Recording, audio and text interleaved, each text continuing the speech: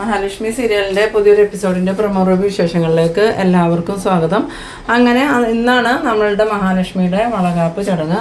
അതിനാണെങ്കിൽ മഞ്ജുവും സാഹറും അതുപോലെ ലേഹയും അനന്തും ഒക്കെ എത്തിച്ചേർന്നിട്ടുണ്ട്. ഈ സമയത്ത് ദുർഗയ്ക്കും ഉണ്ണിക്കും ഇതൊന്നും കണ്ടിട്ട് ഒട്ടും ഇഷ്ടമാവണില്ലെങ്കിലും കാരണം പറയുന്നുണ്ട്, ഇപ്പം നമ്മളായിട്ടൊരു പ്രശ്നത്തിനൊന്നും പോകണ്ട, ആ ചടങ്ങല്ലേ അതങ്ങ് നടന്നു പോട്ടെ, എന്തായാലും കുറച്ച് ദിവസം കൂടി കഴിഞ്ഞിട്ടല്ലേ അവൾക്ക് കുഞ്ഞുണ്ടാവുള്ളൂ, അപ്പോഴേക്കും നമുക്ക് എന്തെങ്കിലും ചെയ്ത് അവളെയും കുഞ്ഞിനെയും ഇല്ലാണ്ടാക്കാവുന്ന നേരം ദുർഗ പറയുന്നുണ്ട്, ഇനി അതിനൊന്നും പോകണ്ട മോളെ, ഇതിനു മുമ്പ് പല പ്രാവശ്യം നമ്മൾ കണ്ണനെ മഹാലക്ഷ്മിയെ ഇല്ലാതാക്കാൻ നോക്കിയതാ, അത് മാത്രമാണോ മഹാലക്ഷ്മി മരിച്ചു എന്നും പറഞ്ഞ് നമ്മൾ എത്ര പ്രാവശ്യം ഇവിടെ പടക്കം പൊട്ടിച്ചും കേക്ക് മുറിച്ചും ആഘോഷിച്ചേക്കണു, അതിൻ്റെയൊക്കെ അവസാനം എന്താ സംഭവിച്ചത്, അവളും അവനും സന്തോഷത്തോടുകൂടി ഇങ്ങോട്ട് കയറി വരുമല്ലേ ചെയ്ത്.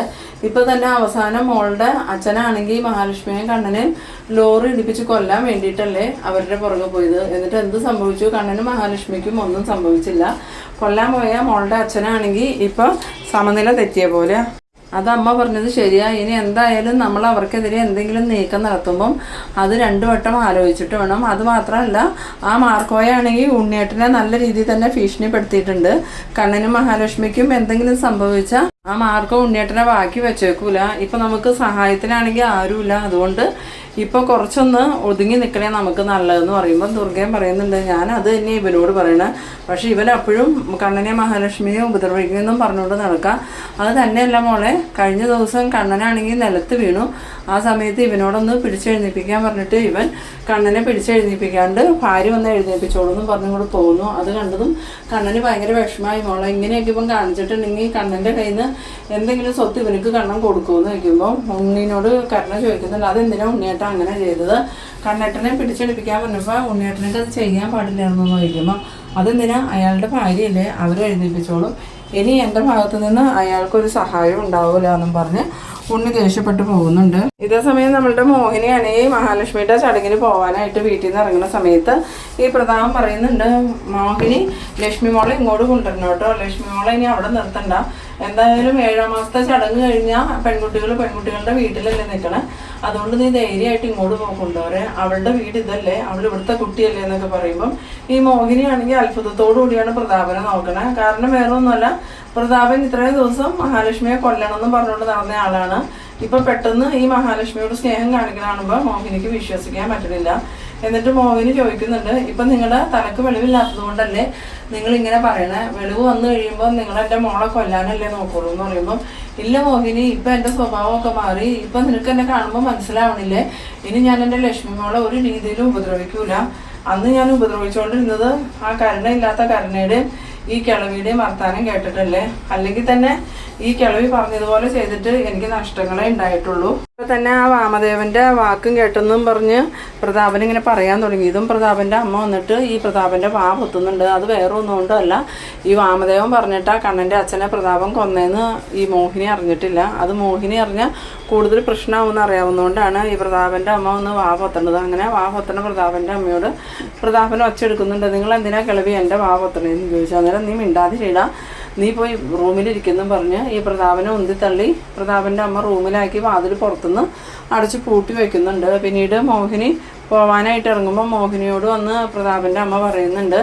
എന്തായാലും കണ്ണൻ സത്യങ്ങൾ അറിഞ്ഞിട്ടുണ്ടെങ്കിൽ അത് നിൻ്റെ മോളുടെ ജീവിതത്തെയും ബാധിക്കും, കർണേനേക്കാളും കൂടുതൽ പ്രശ്നം ഉണ്ടാവുന്നത് നിൻ്റെ മോൾക്കായിരിക്കും, കാരണം അതിൻ്റെ ദൃക്സാക്ഷി നിൻ്റെ മോളാന്ന് പറയുമ്പം ഈ മോഹിനി പറയുന്നുണ്ട്, അതൊക്കെ പോട്ടെ, ഈ വാമദേവൻ എന്തിനാ ഈ പ്രതാപേട്ടൻ സത്യങ്ങൾ പറയണതിനെ പേടിക്കണേ, അയാൾ സത്യങ്ങൾ അറിഞ്ഞു കഴിയുമ്പോൾ അയാളുടെ അളിയനെ കൊന്നതിന് പ്രതാപേട്ടനോട് ദേഷ്യപ്പെടുകയല്ലേ ചെയ്യണ്ടേ, അതിന് പകരം അയാൾ പ്രതാപേട്ടൻ സത്യം ആരോടും പറയരുതെന്ന് പറയണതിൻ്റെ ലക്ഷ്യം എന്താണെന്ന് ചോദിക്കുമ്പം അതൊന്നും എനിക്കറിയില്ല, അതിന് അവനോട് ഈ കാര്യങ്ങളൊന്നും പ്രതാപം പറഞ്ഞിട്ടുമില്ല എന്ന് പറയുമ്പം, ഇല്ല, കഴിഞ്ഞ ദിവസം അയാൾ ഇവിടെ വന്നപ്പം വിശ്വനാഥനെ കൊന്നത് ഞാനാന്ന് അയാളോട് പറഞ്ഞല്ലോ, അതുപോലെ തന്നെ അയാളോട് വേറെ എന്തോ പറയാൻ വന്നപ്പോൾ വേഗം തന്നെ അമ്മ പ്രതാപേട്ടൻ്റെ മുഖം പൊത്തിയും കൂടി കൊണ്ടുവരുന്നത് ഞാൻ കണ്ടതല്ലേ, എന്തൊക്കെയോ കാര്യങ്ങൾ നിങ്ങൾ മറച്ചു വയ്ക്കുന്നുണ്ട്, ഇനിയിപ്പോൾ പ്രതാപേട്ടൻ പറയുന്നതെല്ലാം സത്യമാണോ, കണ്ണൻ്റെ അച്ഛനെ മനഃപൂർവ്വം കൊന്നതാണെന്നാലോ പ്രതാപേട്ടൻ പറഞ്ഞ്, പ്രതാപേട്ടന് കൊട്ടേഷൻ കൊടുത്തത് ചിലപ്പോൾ വാമദേവനായിരിക്കും, അതുകൊണ്ടായിരിക്കും അയാളിങ്ങനെ ഭയന്ന് നടക്കണേന്ന് പറയുമ്പോൾ പ്രതാപൻ്റെ അമ്മ പറയുന്നുണ്ട്, നീ ഇപ്പം എന്തായാലും നിൻ്റെ മോളുടെ ചടങ്ങിന് പോകാൻ ഇറങ്ങിയതല്ലേ, നീ അതിന് പോയിട്ട് വാ,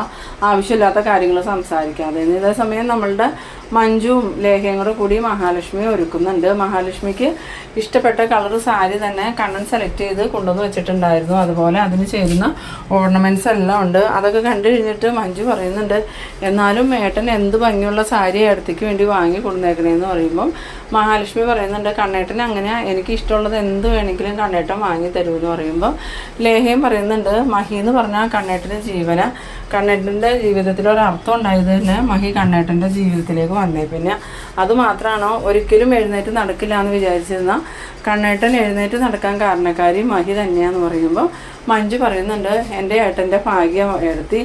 അതുമാത്രമല്ല ഏട്ടൻ്റെ മനസ്സിൽ ഒരുപാട് നന്മയുള്ളതുകൊണ്ട് ഏടത്തിയെ പോലെയുള്ളൊരു ഭാര്യയെ കിട്ടിയത്. എൻ്റെ ഉണ്ണിയേട്ടനെ കണ്ടില്ലേ, ഉണ്ണിയേട്ടൻ്റെ മനസ്സ് പോലെ തന്നെയുള്ള ഒരു ഭാര്യനെയല്ലേ ഉണ്ണിയേട്ടനെ കിട്ടിയ. എന്തായാലും ഏടത്തിയും ഏട്ടനും കുഞ്ഞുങ്ങളൊക്കെ ആയിട്ട് സന്തോഷമായിട്ട് ജീവിക്കണം എനിക്ക് കണ്ടാൽ മതി എന്ന് പറയുമ്പോൾ ലേഖ പറയുന്നുണ്ട്, അതിലൊന്നും ഇനി ഒരു പ്രശ്നം ഉണ്ടാവില്ല. ഇത്രയും നാൾ മഞ്ജുവിൻ്റെ അമ്മ തന്നെ ആ കുഞ്ഞിനെ കൊല്ലൂലോ എന്ന് ഓർത്ത് പേടിച്ചിട്ട് മഹി ഞങ്ങളുടെ ഒപ്പം വന്ന് താമസിച്ചതെന്ന് പറയുമ്പോൾ മഞ്ജു പറയുന്നുണ്ട്, ഈ ചടങ്ങ് കഴിഞ്ഞാലും എടുത്ത് ഇവിടെ നിൽക്കുകയൊന്നും വേണ്ട. എന്തായാലും എൻ്റെ അമ്മയും എൻ്റെ ആങ്ങളെയും ആ കരുണയും കൂടി ചേർന്ന് ഏടത്തിയും കുഞ്ഞിനെ ഇല്ലാണ്ടാക്കാൻ നോക്കും. ചടങ്ങ് കഴിഞ്ഞാൽ അപ്പം തന്നെ അനന്തുവട്ടൻ്റെയും ലേഹേജിയുടെയും വീട്ടിലേക്ക് പോയിക്കോളണം എന്ന് പറയുമ്പോൾ മഹാലക്ഷ്മി പറയുന്നുണ്ട്, ഞാനും അങ്ങനെ തന്നെ വിചാരിച്ചായിരിക്കണേ. എന്തായാലും നമുക്ക് താഴേക്ക് പോകാൻ സമയമായി, ഇപ്പോൾ അവർ നമ്മളെ അന്വേഷിച്ച് വരുമെന്ന് പറയുമ്പോൾ മഞ്ജു പറയുന്നുണ്ട്, ഒരുക്കമൊക്കെ കഴിഞ്ഞു, ഏടത്തി ഇനി കണ്ണാടിയിൽ നോക്കിയെന്ന് പറയുമ്പോൾ അങ്ങനെ മഹാലക്ഷ്മി ആണെങ്കിൽ കണ്ണാടിയിൽ നോക്കുമ്പോൾ മഹാലക്ഷ്മിക്ക് തന്നെ ഭയങ്കരമായിട്ട് ഇഷ്ടമാവുന്നുണ്ട് സാരിയും ഡ്രസ്സൊക്കെ. അങ്ങനെ ഒരു ഒരുങ്ങി നിൽക്കുന്ന സമയത്താണ് മോഹിനി അങ്ങോട്ട് വരുന്നത്. മോഹിനിക്ക് മഹാലക്ഷ്മിയെ ആ ഒരു രൂപത്തിൽ കണ്ടിട്ട് ഭയങ്കര സന്തോഷമായിട്ട് മോഹിനി ഓടി വന്ന് മഹാലക്ഷ്മിയെ കെട്ടിപ്പിടിച്ച് ഉമ്മ കൊടുക്കുന്നുണ്ട് കേട്ടോ. ആ സമയത്ത് മഹാലക്ഷ്മി പറയുന്നുണ്ട്, അമ്മേ ഈ ഒരു ദിവസത്തിന് വേണ്ടിയല്ലേ നമ്മൾ കാത്തിരുന്നത്, എന്തായാലും നമ്മളുടെ പ്രാർത്ഥന ഭഗവാൻ കേട്ടു. എന്നാലും മോളെ ഇനിയും നമ്മൾ സൂക്ഷിക്കണം, ഈ കുഞ്ഞ് ഭൂമിയിൽ പറക്കണ വരെയും നമ്മൾ ശ്രദ്ധിക്കണം, എപ്പോൾ വേണമെങ്കിലും ശത്രുക്കൾ ഇതിനെ ആക്രമിക്കാമെന്ന് പറയുമ്പോൾ മഹാലക്ഷ്മി പറയുന്നുണ്ട്, അതെനിക്ക് അറിയാം അമ്മേ. എന്നിട്ട് കരുണ എന്തെന്ന് ചോദിക്കുമ്പം കരുണ ഇവിടെ ഉണ്ടമ്മേ, സാധാരണ പോലെ കരുണ പ്രശ്നത്തിനൊന്നും വന്നിട്ടില്ല, അതിപ്പോൾ പ്രശ്നത്തിന് വന്നാലും നടക്കൂല എന്ന് തോന്നിയിട്ടാന്ന് മഞ്ജു പറയുമ്പം അതല്ല മഞ്ജു, കരുണയുടെ സ്വഭാവത്തിൽ ചെറിയൊരു മാറ്റമൊക്കെ ഇപ്പോൾ വന്നിട്ടുണ്ടെന്ന് പറയുമ്പം അതൊക്കെ അഭിനയമായിരിക്കും, ഇനി എടുത്ത് എങ്ങനെ ചതിക്കാന്ന് കണക്ക് കൂട്ടുമായിരിക്കും എന്ന് പറയുമ്പോൾ ഈ മോഹിനി പറയുന്നുണ്ട്, ശരിയാ മോളെ മഞ്ജു പറഞ്ഞത്, കരുണ എങ്ങനെ പ്രതികരിക്കുമെന്നൊന്നും പറയാൻ പറ്റില്ല, കരുണേനെയും കരുണയുടെ അച്ഛനെയും മുത്തശ്ശീനെയും വിശ്വസിക്കാനും പറ്റില്ല, അവർ അവസരം നോക്കി ചതിക്കും, സ്നേഹം അഭിനയിക്കാൻ മിടുക്കരാ അവരെന്ന് പറയുമ്പോൾ മഹാലക്ഷ്മി പറയുന്നുണ്ട്, അത് ശരിയാ, ഇതിനു മുമ്പ് പല പ്രാവശ്യം കരുണയും കരുണയുടെ അച്ഛനും മുത്തശ്ശിയും എന്നോട് സ്നേഹം കാണിച്ചിട്ടുണ്ട്, അന്നൊക്കെ അവരെന്നെ കൊല ചെയ്യാൻ വേണ്ടിയിട്ടാണ് ആ സ്നേഹം പ്രകടിപ്പിച്ചത്. ഇപ്പം എന്തായാലും കരുണ ഒരു സമാധാനം ഇല്ലാതെ ഇരിക്കുമായിരിക്കുന്നു. പിന്നീട് താഴേന്ന് വിളിക്കാനായിട്ട് അനന്ത് ചെല്ലുന്നുണ്ട്. അനന്ത് ചെന്നിട്ട് നിങ്ങളിതുവരെ റെഡി ആയില്ലേ, താഴേക്ക് വാ, അവിടെ ചടങ്ങ് തുടങ്ങാറായി എന്ന് പറഞ്ഞതും മഹാലക്ഷ്മി ലേഹയും മഞ്ജുവും കൂടി താഴേക്ക് ഇറങ്ങി വരുന്നുണ്ട്.